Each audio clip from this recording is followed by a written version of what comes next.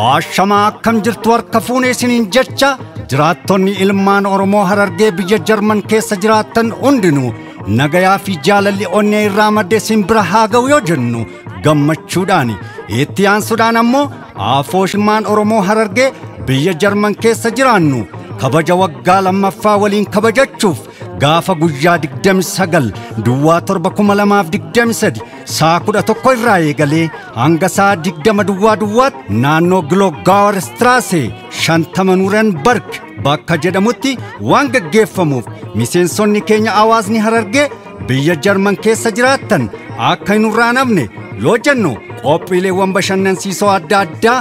akkasumas agarsiisni faaya aadaa qophaa'ee waan jiruuf waliin dhiichisaa waliin ragadaa afoosha keenya haa jabeeffannuun dhaamsa keenya koree hojii gaggeessituu tokkummaa Harargee irraa galatoomaa.